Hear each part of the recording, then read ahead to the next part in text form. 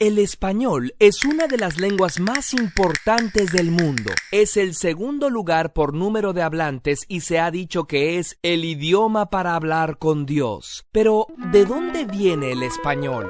Los lingüistas no saben con certeza cómo surgió el lenguaje humano, pero sí han explicado que los idiomas se empezaron a diferenciar cuando las poblaciones se separaban. El hecho de vivir en lugares aislados con diferente clima, animales, vegetación y diferentes vecinos hizo que a partir de pequeñas variaciones de dialecto se crearan idiomas completamente diferentes. Los lingüistas notaron que muchas lenguas tienen características similares en su gramática y vocabulario, como si estuvieran emparentadas. Así, agruparon las lenguas en familias distribuidas por el mundo. Y como familias que son, es posible trazar un árbol genealógico que nos indicaría que hace miles de años había menos idiomas. El español, llamado más propiamente castellano, ya verás por qué, forma parte de la familia indoeuropea. En la península ibérica, ahora España, hasta antes del siglo III a.C., no se hablaba español. Los habitantes eran iberos, celtas, celtíberos, tartesios y hasta fenicios y griegos. De estas lenguas, llamadas de sustrato, tenemos por ejemplo la diferencia entre los conceptos ser y estar, que no existe en otros idiomas y que proviene del celta, o palabras como gancho o colmena.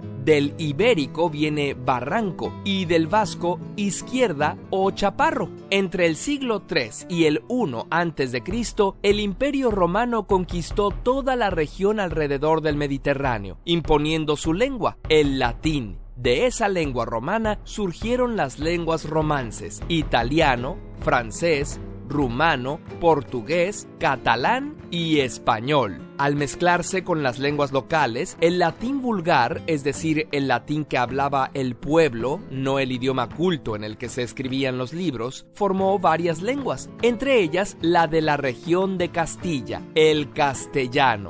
A partir de invasiones bárbaras se incorporaron palabras germánicas como guerra o yelmo, y cuando los árabes conquistaron la península y se quedaron como 700 años, crearon un conjunto de lenguas llamadas mozárabes y dejaron en el castellano más de 4.000 vocablos como almohada, aceite o ajedrez. En el siglo XIII, Alfonso X, el sabio, intelectual y promotor de las artes, estandarizó lo que ahora conocemos como castellano medieval, dándole importancia al dialecto de Toledo. En 1492, los reyes católicos Isabel I de Castilla y Fernando II de Aragón se unen y consiguen expulsar a los árabes. Hacen del castellano el idioma oficial. Los eruditos unifican su gramática y su ortografía y lo expanden por todo el país. En el siglo de oro surge el español áurico, que, aunque ya unificado, aún presenta muchas diferencias regionales. Por ejemplo, en la mayor parte de España, la C y la Z tenían pronunciación diferente a la S, pero no en las Islas Canarias ni Andalucía, donde se pronuncian S.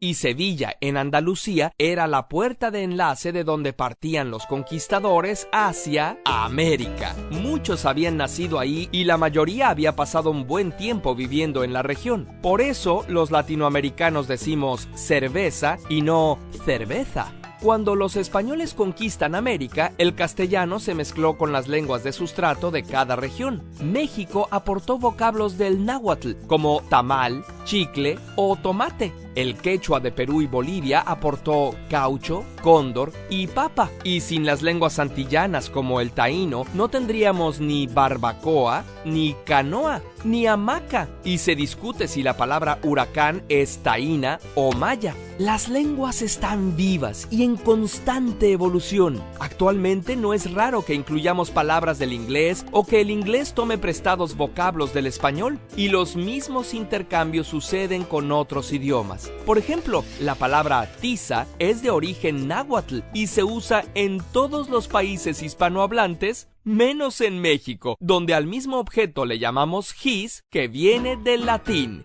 Curiosamente. Si te gustó este video, sería genial que lo compartieras. Tu apoyo a través de Patreon es muy agradecido. ¿Ya te suscribiste a nuestro canal?